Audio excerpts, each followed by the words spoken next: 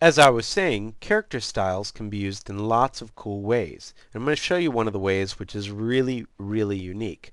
Now, I've set up a couple different character styles, so I can use bold blue, red bold, or even this green Eris. And I've actually changed the fonts in here. So this is using Eris bold, and this is using elephant, and this one uses, of course, Corbel, which is the typical same exact style as a paragraph tag itself, or a paragraph. So one of the things I do want to point out about character styles is whatever element that you change, whether it is the size or the leading or the font or the bold or anything else, will be saved with that character style, and it will only add that property to whatever text that you select. So if I select a outline, or let's say one of these Trajan Pro, this is not outline, but a heading, and I go to my bold blue, you'll see that what it does is it makes that text bold and blue, but it keeps the same font. If I use one of the ones where I change the font on it, then it will actually change that text to that font as well. So you do need to be aware that when you create character styles, it's only going to create a style for the property that you've changed. Now you can always go in and double click on a style and change any of the different settings here, and only the settings that you see with having a setting, such as the font family, will be the setting which is changed.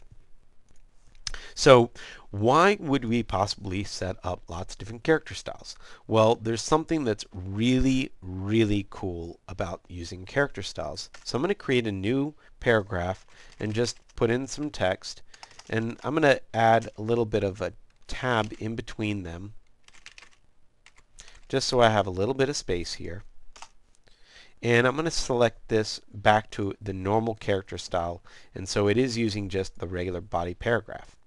Now I've got a style that I've already created called tab list, and this is what we're going to be doing. We're going to create it so that we can change the fonts of each tabbed element just with that tab list. Not to say that this is something you should do, but it is possible. In order to do that, I'm going to go back to the body tag, type out another little text here, put a tab in between each, and now I'm going to create a new style for this. With that style, I'll double click on it, give it a name. This is tab list 2, just because it's the second one I've created. I'm going to go to drop caps and nested styles, and I'm going to ignore drop caps, but I'm going to go to the nested style and click on this. Now what we can do is use the character styles that we've set up through different elements of this text. So I can choose only character styles, or I can create a new one, which is kind of cool. But I can use bold blue through one word or through other elements.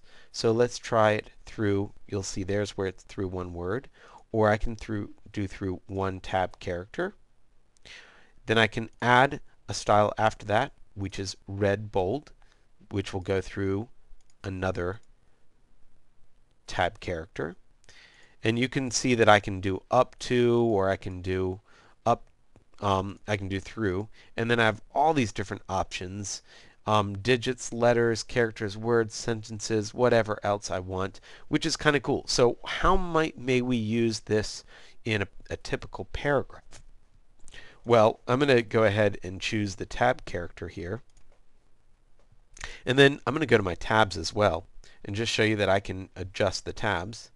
So I'm going to create a tab here and create a tab there, and you'll see that I can actually adjust those tabs any way I want, which is kind of cool. And since I have the preview button on, I can see those adjust as I'm moving my text. And I also might want to do my indents and spacing just so I inset my text a little bit, go back to my tabs, move things over so that they look correct, and then click OK, and now I can of course assign that tab list to the other one so that they look alike.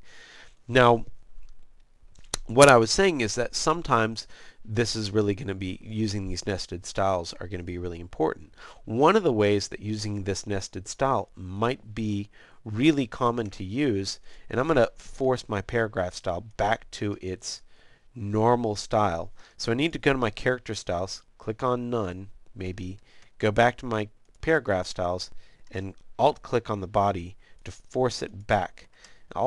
It's not going to want to run over those styles though. So here's one of the things. Using character styles will override a paragraph style. So I need to go to my character styles, click on none, select that text, click on none. Then I can go back to my paragraph style and make sure that it's getting the right paragraph styles. Anyway, I'm going to make it so that the first sentence is a certain style. It'll be the blue. So if I go back to my body tag, I can edit this, double click on it, or right click and choose edit body.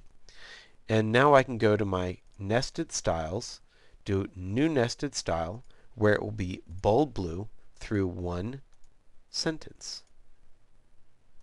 And now the cool thing about using that style is that nested style is that it will actually use that character style as the first sentence of each paragraph. Of course, we wouldn't want this with all of our body paragraphs, but it could be a special paragraph, which is the first body paragraph. So it's really quite amazing how flexible you can be with using paragraph styles and character styles together. Now, I should also point out that you can also use object styles together with this at the same time.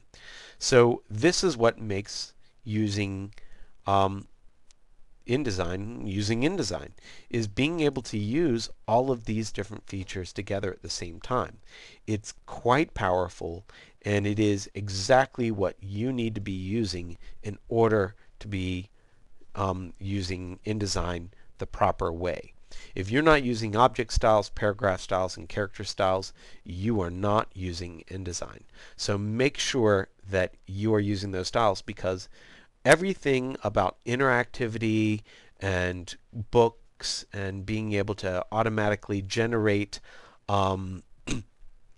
indexes and all sorts of things are all based upon the use of styles. So it's absolutely crucial that you're using them.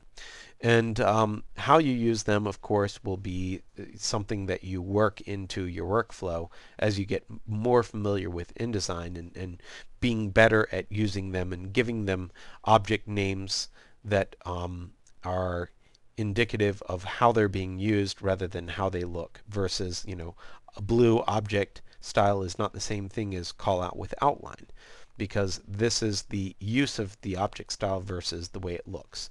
So those are just things to keep in mind as you look forward. Now in the next tutorial I'm going to show you how to work with images just a little bit, and that will be pretty much it for using InDesign. Thanks.